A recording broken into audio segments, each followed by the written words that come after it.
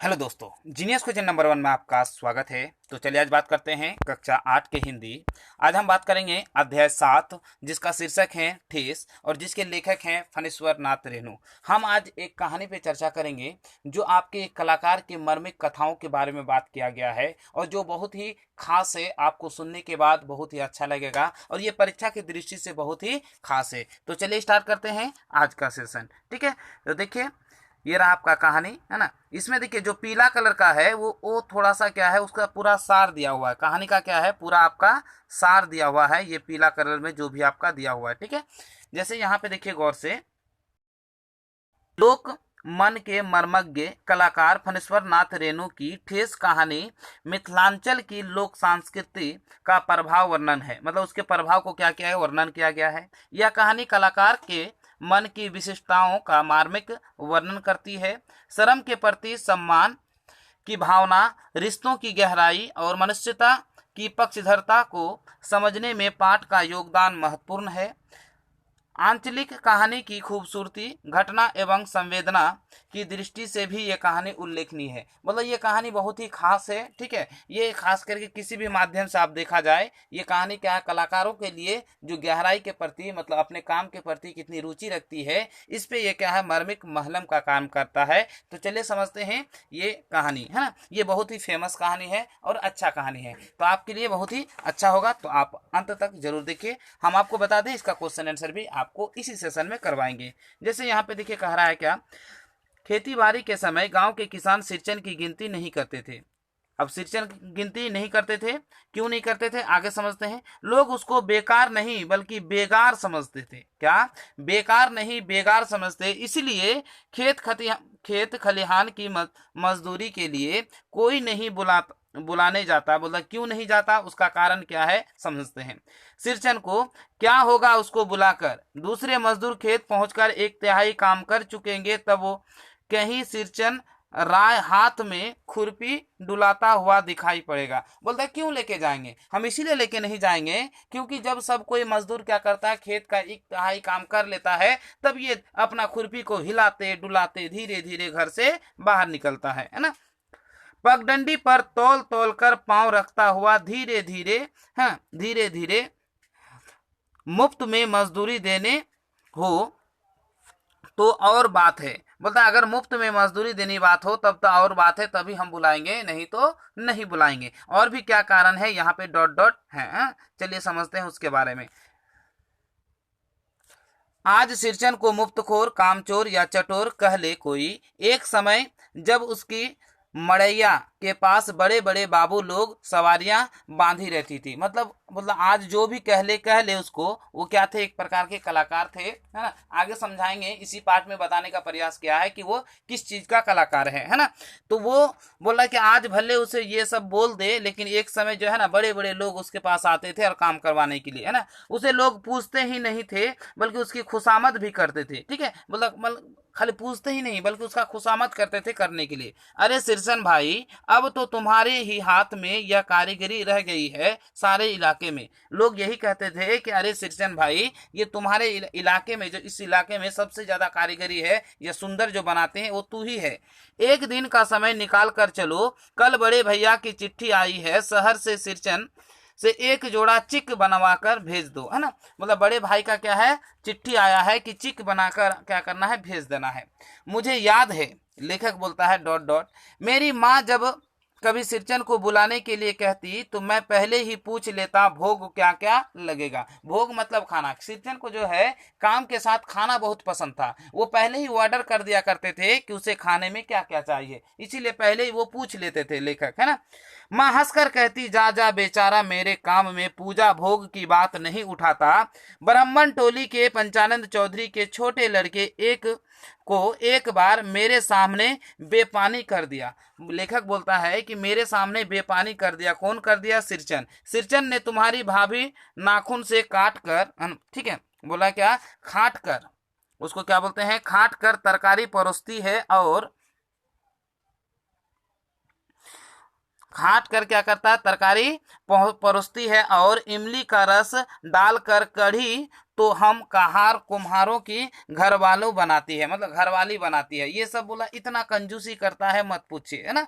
तुम्हारी भाभी ने कहाँ सीखा, बोल ये सब बात कहाँ पे सीखा, कितना कम कम तौल तौल कर देना, है ना। उससे क्या हो गया, वो बेइज्जती महसूस हो गई।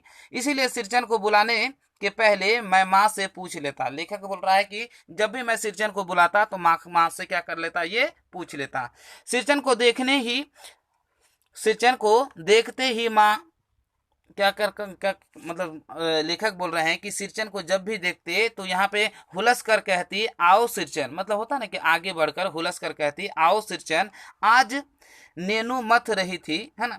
क्या नेनू मथ रही थी तो तुम्हारी याद आई, घी की दाढ़ी यानी क्या खखोरन जिसको बोलते हैं के साथ चूड़ा तुमको बहुत पसंद है ना, मतलब डॉट डॉट करके रुक गया। और बड़ी बेटी ने ससुराल से संवाद भेजा है, उसकी ननद रूठी हुई है। क्या बोल रहा है, क्यों रूठी है, कि मोती की शीतल पार्टी के लिए, मतलब मोती का जो शीतल पार्टी है उसके लिए ये क्या है, रूठी हुई है ना। किसके लिए, मोती के मतलब शीतल पार्टी के लिए, ठीक है। तो चलिए हम आगे देखते हैं यहाँ पे क्या कहता है, गौर से सुनिए। सिरचन अपनी पनियाई जीभ को क्या करता है, सिरचन जो है अपनी पनियाई जीभ को क्या करता है, जीभ को संभाल कर हंसता और घी सांधी सुगंध सूंध आ जाता है ना। ये क्या करता है, सनियाई जीभ को क्या करता है, अपनी कंट्रोल में रखता है जब इस तरह से बात कहता है। रहा हूँ भाभी, नहीं तो इस शादी ब्याह के मौसम में दम मारने की भी छुट्टी कहाँ मिलती है। बोलता है क्या, थोड़ा सा आपने बुलाया इसीलिए हम आ गए, नहीं तो दम मारने की भी छुट्टी कहाँ मिलती है। सिरचन जाति का कारीगर है। सिरचन क्या है, जाति का वो क्या है, कारीगर है। एक एक पोथी और पटेर को हाथ में लेकर बड़े जतन से उसकी कुच्ची बनाता है। फिर कुच्चियों को रंगने से लेकर सुतली सुलझाने में पूरा दिन समाप्त, मतलब पूरा दिन क्या कर देता, समाप्त कर देता है। काम करते समय उसकी तन्मयता में जरा भी बाधा पड़ी तो गेहूं सांप की तरह फुफक उड़ता। अगर काम करने में कोई भी उसे डिस्टर्ब करता तो गेहूं सांप की तरह क्या करता, फुफत उड़ता। फिर किसी दूसरे से करवा लीजिए काम, सिरचन मुंह जोर है कामचोर नहीं। सिरचन जो है मुंह जोर है लेकिन कामचोर नहीं है, वो ये बात करते हैं ना। बिना मजदूरी के पेट भर भात पर काम करने वाला कारीगर, दूध में कोई मिठाई ना मिले कोई बात नहीं, किंतु बात में जरा भी झाल वह नहीं बर्दाश्त कर सकता। बोलता है वो बिना काम क्या करता था, बिना पैसा का काम करता था। उसको अगर अच्छा से आप खिला दें तो आराम से काम कर लेता था, लेकिन वो थोड़ा सा भी किसी की झंझट वाला बात नहीं सुनना पसंद करता था। सिरचन को लोग चटोर भी समझते हैं। तली बघारी हुई तरकारी, दही की कढ़ी, मलाई वाला दूध, इन सब का प्रबंध पहले कर लो, सब यानी तब सिरचन को बुलाओ। बोलता ये सब चीज जो भी है खाने वाला बुला खाओ, उसके बाद ही क्या करो, उसको बुलाओ। दुम हिलाता हुआ हाजिर हो जाएगा। खाने पीने की चिकनाई ही की कमी हुई तो काम की सारी चिकनाई खत्म। अगर आप खाने पीने में थोड़ा सा भी क्या करते हैं, ढीलापन करते हैं तो आपकी चिकनाई क्या हो जाएगा, खत्म हो जाएगा। अधूरा रखकर उठ खड़ा होगा। आज तो अब अधक पाली या दर्द के माथा टनटना रहा है, थोड़ा सा रह गया है, किसी दिन आकर पूरा कर दूंगा, किसी दिन मानो कभी नहीं। मतलब जब इस तरह का बात होता है तो वो क्या करता है कि किसी दिन आके मैं पूरा कर दूंगा, लेकिन किसी दिन का मतलब होता है कभी नहीं। किसी दिन का मतलब क्या होता है, कभी नहीं, वो छोड़ छाड़ के चले जाता है ना। मोती घास और पटेर की रंगीन शीतल पाटी, बांस तीलियों की झिलमिलाती चिक, सतरंगे डोर के मोड़े, है ना, भूसी चुन्नी रखने के लिए मूज की रस्सी के बड़े बड़े जाल हैं। हलवाओं के लिए ताल के सूखे पत्तों यानी पत्तों की छतरी, टोपी तथा इस तरह बहुत से काम हैं। ये सारे चीज वो क्या करते थे, काम करते थे और बहुत ही सुंदर बनाते थे, जिन्हें सिरचन के सिवा गांव के और कोई नहीं जानता। यह दूसरी बात है कि अब गांव के ऐसे कामों को बेकाम का काम समझते हैं। लेकिन ये बात भी सही है कि गांव के लोग इसे क्या कहते हैं, बेकाम का काम समझते हैं, है ना। क्या करते हैं, बेकामों का काम समझते हैं। लोग बेकाम का काम जिसकी मजदूरी में अनाज न पैसा देने की कोई जरूरत नहीं। पेट भर खिला दो, काम पूरा होने पर एकाध पुराना धुराना कपड़ा देकर विदा करो, वह कुछ भी नहीं बोलेगा, है ना। बोलता है क्या, थोड़ा सा पुराना कपड़ा उपड़ा दे दो, कुछ भी नहीं बोलेगा, कुछ भी नहीं बोलेगा। ऐसी बात नहीं, सिरचन को बुलाने वाले जानते हैं सिरचन बात करने में भी कारीगर है। महाजन टोले के भज्जू महाजन की बेटी सिरचन की बात सुनकर तिलमिला उठी थी। ठहरो, मैं माँ से जाकर कहता हूँ इतनी बड़ी बात। बोला ठहरो, मैं माँ से जाकर कहता हूँ इतनी बड़ी बात। बात मतलब बड़ी बात ही बिटिया, बड़े लोगों की बात ही बड़ी होती है, नहीं तो दो दो पटियों का काम सिर्फ क्या बोलते हैं, खसारी का जो सत्तू होता है खिलाकर कोई करवाए भला। मतलब बड़ा आदमी का बड़ा बात होता है, लेकिन ये जो है खसारी का सत्तू देकर कोई काम भला करवाता है। यह तुम्हारी माँ ही कर सकती है बबनी, सिरचन ने मुस्कुराकर जवाब दिया। उस बार मेरी सबसे छोटी बहन की विदाई होने वाली थी। पहली बार ससुराल, मतलब वो क्या करते, पहली बार ससुराल क्या कर रहे थे, जा रहे थे, है ना। क्या कर रहे थे, पहली बार ससुराल जा रहे थे। मानू के दूल्हे ने पहले ही बड़ी भाभी को खत लिखकर चेतावनी दे दी कि मानू के विदाई मिठाई की पतीली न आवे कोई बात नहीं, 3 जोड़ी फैशनेबल चिक और पटेर की 2 शीतल पाटियों के बिना आएगी मानू तो ... है ना। भाभी ने हंसकर कहा, बैरंग वापस, इसलिए 1 सप्ताह पहले ही सिरचन को बुलाकर काम पर तैनात करवा दिया था माँ ने। मतलब ठीक है, ये उसे पहले ही मांग लिया था, इसलिए 1 सप्ताह पहले ही क्या कर दिया, माँ ने काम करवाने के लिए उसको बुला लिया था सिरचन को। देख, पहले ही बोल देता है, क्या बोलता है, देख सिरचन, इस बार नई धोती दूंगा, असली मोहर छाप वाले धोती। मन लगाकर ऐसा काम करो कि देखने वाले देख कर देखते ही रह जाएं। लेखक अब उसकी माँ जो किसको बोलती है, लेखक की माँ बोलती है किसको, सिरचन को, कि ऐसा हम काम कीजिए ताकि देखने वाला देखते ही रह जाए। पान जैसे पतली छुरी से बांस की तीलियां और कमानियों को चिकनाता हुआ सिरचन अपने काम में लग गया। रंगीन सुतलियों में झब्बे डालकर वह चिक बुनने बैठा। 1.5 हाथ की बुनाई देखकर ही लोग समझ गए कि इस बार एकदम नए फैशन की चीज बन रही है, जो पहले कभी नहीं बनी। मतलब इस तरह से 1.5 हाथ का ही बना था, लेकिन इतना सुंदर बना था, लग रहा कि इस बार से और फिर कभी नहीं बनेगा, इस तरह सा का चीज है ना। मजली भाभी से नहीं रहा गया, पर्दे की आड़ में बोली, पहले ऐसा जानती कि मोहर छाप वाली धोती देने से अच्छी चीक बनती है तो भैया को खबर भेज देती। काम में बस सिरचन के कानों में बात पड़ गई। बोला, मोहर छाप वाली धोती के साथ रेशमी कुर्ता देने पर भी ऐसी चीक नहीं बनती बहुरिया। बोलता अगर आप रेशम का अगर ये कपड़ा भी दे देंगे फिर भी इतना अच्छा नहीं बनेगा। मानू दीदी काकी की सबसे छोटी बेटी है। मानू दीदी का दूल्हा अफसर आदमी। मझली भाभी का मुंह लटक गया और मेरी चाची ने, है ना, बोलता मेरी चाची ने क्या कहा, देखिए गौर से देखिए, मेरी चाची ने फुसफुसाकर कहा, किससे बात करती है बहू, मोहर छाप वाली धोती नहीं, मुंगिया लड्डू। बेटी की विदाई के समय रोज मिठाई जो खाने को मिलेगी, देखती है ना। बोलता ये बात थोड़े है, इसके साथ साथ मिठाई भी मिलेगा, इसीलिए ये क्या करता है, इसका मन लगाकर काम करता है। दूसरे दिन चिक की पहली पाती में 7 तारे जगमगा उठे। 7 रंग के सत भैया तारा, इसको क्या बोलते हैं, सत भैया तारा।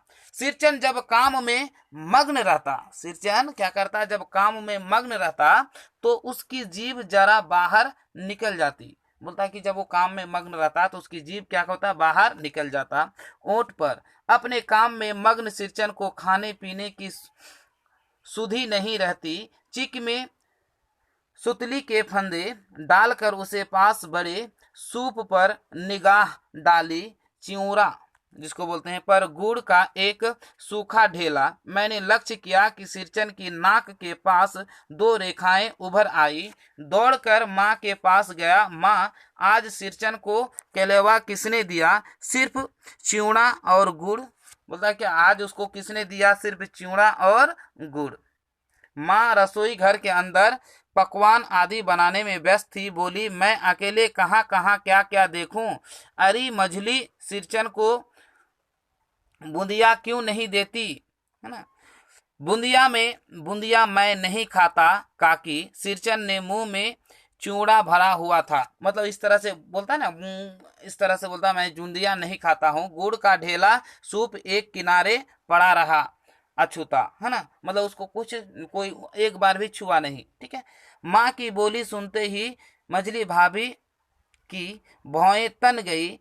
मुट्ठी भर बूंदिया सूप में फेंक कर चली गई। सिरचन ने पानी पीकर कहा, मझली बहुरानी, अपने मैके से आई हुई मिठाई भी इसी तरह हाथ खोल कर बांटती है क्या।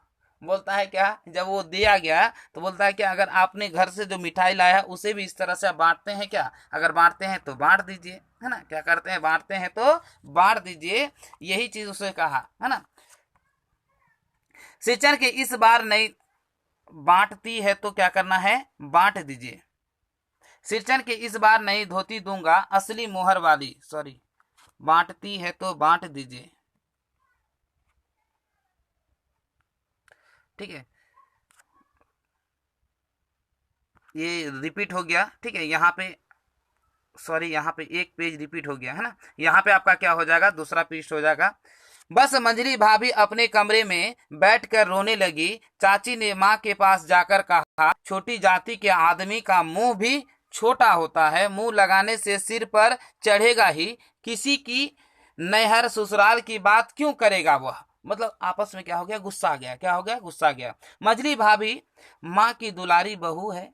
माँ तमक कर बाहर आई। सिरचन, तुम काम करने आए हो, अपना काम करो, बहुओं से बतकुट्टी करने का क्या जरूरत। जिस चीज की जरूरत है मुझसे कहो। सिरचन का मुंह लाल हो गया, उसने कोई जवाब नहीं दिया। बांस के टांगे हुए अधूरे चिक के फंदे डालने लगा, मानो पान सजाकर बाहर बैठक खाने में भेज रही थी। चुपके से एक पान बीड़ा सिरचन को देते हुए बोली। इधर उधर देख कर सिरचन, दादा, काम काज का घर, 5 तरह के लोग 5 किस्म की बात करेंगे, तुम किसी बात पर कान मत देना। बोला, इधर उधर की बात, है ना, किसी बात पे कान मत देना। सिरचन ने मुस्कुराकर पान का बीड़ा मुंह में ले लिया। चाची अपने कमरे से निकल रही थी। सिरचन को पान खाते देख अबक हो गई। सिरचन ने चाची को अपनी ओर अचरन से घूरते देखकर कहा, छोटी चाची, जरा अपनी डिबिया का गम कौवा जर्दा तो खिलाना, बहुत दिन हुए। मतलब बोल रहा है कि वो भी पान खाते थे, ये जर्दा एक प्रकार का है, वो जल्दी खिलाना। ठीक है। चाची कई कारणों से जली भुनी रहती थी। मतलब सिरचन जब पहले से गुस्सा था, सिरचन से गुस्सा उतारने का मौका फिर नहीं मिल सकता।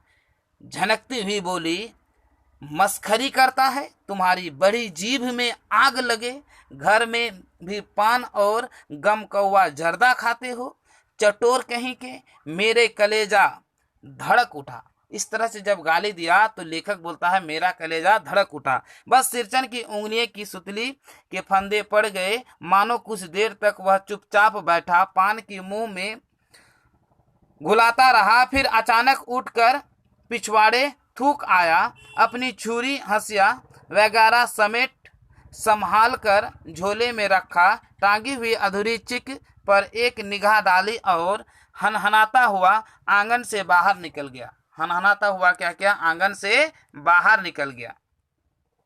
चाची बड़बड़ाई, अरे बाप रे, बोलता है ना, औरत का काम है अरे बाप रे, जैसे कोई कोई बोलता है जब गुस्सा जाता है। इतनी तेजी, कोई मुफ्त में तो काम नहीं करता। 8 रुपये में मोहर छाप वाली धोती आती है ना।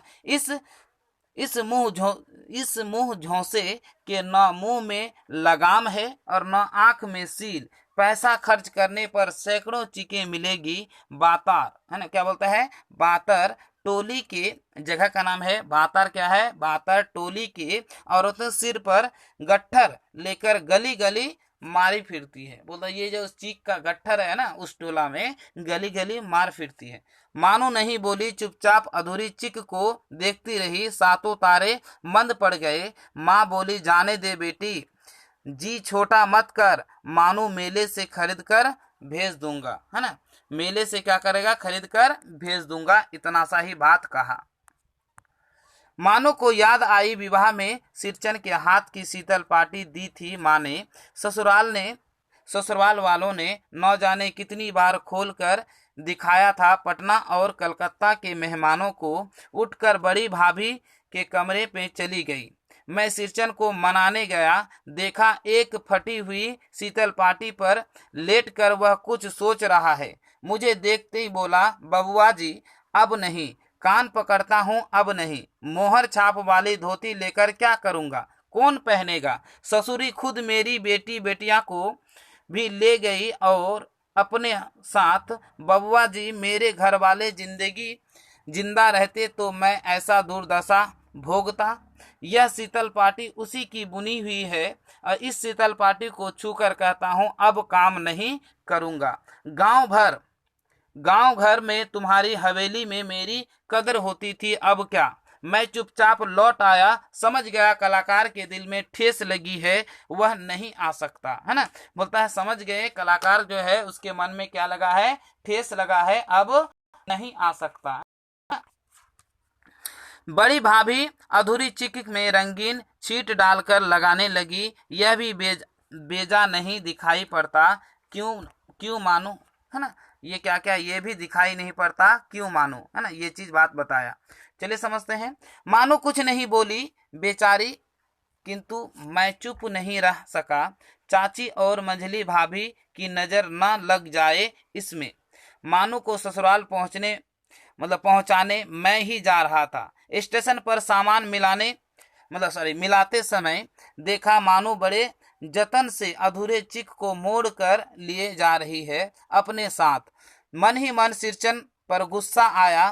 चाची के सुर में सुर मिलाकर कोसने की जी हुआ, कामचोर चटोर। गाड़ी आई सामान चढ़ाकर, मतलब बोल रहा है क्या, आपस में उस जो मानू है उसको भी अपने चाची के साथ क्या किया, उसे काटने मतलब बोलने का मन किया, मन ही मन।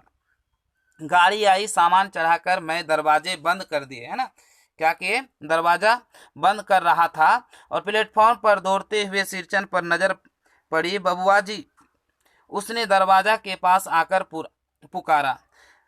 क्या है, मैंने खिड़की से गर्दन निकालकर, है ना, झिड़की से स्वर में कहा, मतलब होता है क्या है। सिरचन ने पीठ पर लदे हुए बोझ को उतार कर मेरी ओर देखा। दौड़ता आया हूँ, दरवाजा खोलिए, है ना। वो अपने उसको बोलती है कि दौड़ता आया हूँ, दरवाजा आप खोलिए। मैंने खिड़की के गर्दन निकालकर झिड़की स्वर में कहा कि पीठ पर लादे हुए जो है ना, क्या बोला, दरवाजा वो खोलिए। उतारकर उन्होंने कहा दरवाजा खोलिए। मानू दीदी कहा एक बार देखूं। मैंने दरवाजा खोल दिया। सिरचन दादा मानू ही बोल सकी। खिड़की के पास खड़े होकर सिरचन ने हकलाते हुए कहा, यह मेरी ओर से है, सब चीज है दीदी, शीतल पार्टी चिक और, है ना। दीदी कहकर एक जोड़ी आसनी कुश की। गाड़ी चल पड़ी। मानो मोहर छाप वाली धोती का दाम निकालकर देने लगी। सिरचन ने जीभ को दांत से काट कर दोनों हाथ जोड़ दिए। मानो फूट फूट कर रो रही थी। मैं बंडल को खोलकर देखने लगा। ऐसी कारीगरी, ऐसी बारीकी, रंगीन सुतलियों के फंदों का ऐसा काम पहली बार देख रहा था। मतलब इतना सुंदर जो है ये हम पहली बार देख रहे थे। ये कहानी में यही है पूरा निचोड़ कि आपका सिंपल सा एक कलाकार को तरजीह दिया गया है। अगर वो सोच ले तो मुफ्त में भी काम कर सकता है, जिन्होंने ये सिरचन ने कहने का प्रयास किया। ठीक है, अब यहाँ पे देखिए कुछ शब्दार्थ है। पतीली, इसका मतलब क्या, तांबे के पीतल, बोलता है क्या, तांबे पीतल आदि के ऊंचे किनारे वाला गोलाकार बर्तन। उसके बाद पनियाई मतलब ललचाई। झाड़ मतलब क्या, कठुस्ता या कड़वा। चिक मतलब बांस की तीलियों से बना झीना पर्दा। नैनू मतलब मक्खन। शीतल पाटी मतलब चिकनी और पतली चटाई, है ना, इसी को बोलते हैं। चलिए देखते हैं इसका प्रश्न उत्तर को हम देखेंगे, है ना।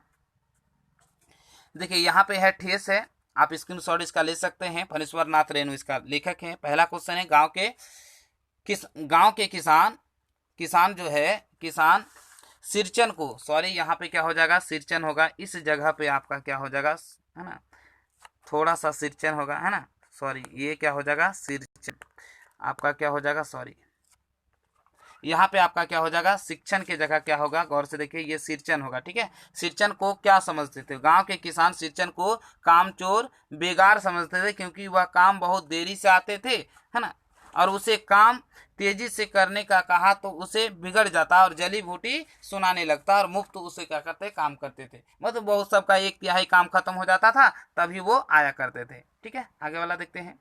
इस कहानी से आए हुए विभिन्न पात्रों का नाम लिखे। तो इस कहानी में जो सिरचन के अलावा अतिरिक्त पात्र थे, लेखक की माँ, चाची मानू, पंचानंद चौधरी के बेटे, मझली बहू इत्यादि आए हैं। चलिए तीसरा नंबर देखते हैं। यहाँ पे सिरचन को पान की बीड़ा किसने लाके दिया, सिरचन को पान की बीड़ा लेखक की बहन मानू ने दिया था, है ना, क्या दिया था, मानू ने दिया था। आगे वाला प्रश्न देखते हैं। आपके विचार में सिरचन का महत्व कम क्यों हो गया, है ना, क्योंकि सिरचन अब आलसी का छाया पड़ गया था।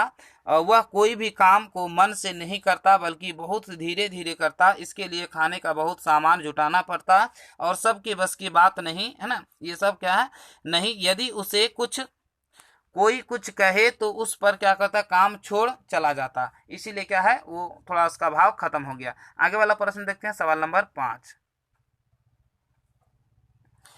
सिरचन चिक और शीतल पार्टी स्टेशन पर जाकर मानू को देता है, इससे उसकी किस विशेषता का पता चलता है। सिरचन जो कारीगर है वह खाने के बदले लोगों को काम कर देता है। वह मानू लेखक का बहन है, उसके एक शीतल पार्टी बनवाने घर गई और अनु, यानी इसको यहाँ मानू होगा, क्या हो जाएगा, मानू होगा, और उसकी अम्मी उसे बहुत अच्छी तरह से खिलाया, क्या हो जाएगा, खिलाया।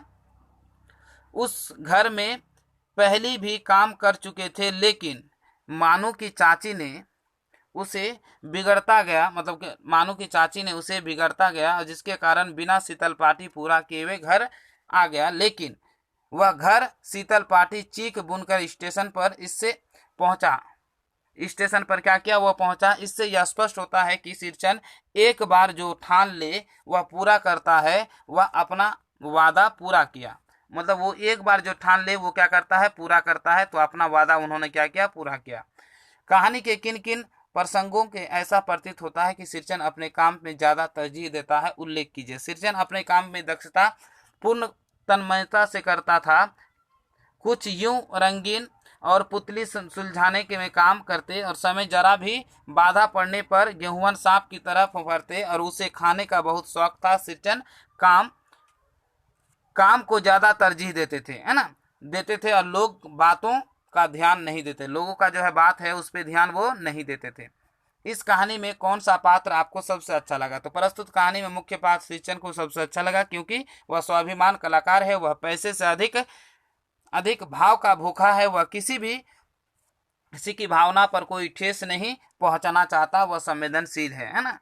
व्यक्ति होने के कारण स्टेशन में जाकर मानू को सुंदर शीतल पार्टी चीख अपनी ओर से दिया और बदले में कुछ नहीं लिया। देखते हैं कुछ व्याकरण है यहाँ पे, देखिए, मतलब ऐसा वाक्य जो मुहावरे किसको बोलते हैं समझते हैं, है ना। ऐसा वाक्यांश जो सामान्य अर्थ को बोध कराकर किसी विलक्षण, है ना, क्या विलक्षण अर्थ का बोध कराए मुहावरा कहलाता है। तो उसका प्रयोग और सरलतम चमत्कार ये सब आते हैं उसके अंतर्गत, है ना। प्रवाह, जैसे आंख का तारा बहुत प्यारा होना, है ना, नमन अपने माता पिता, उसको ऐसे भी बोल सकते हैं,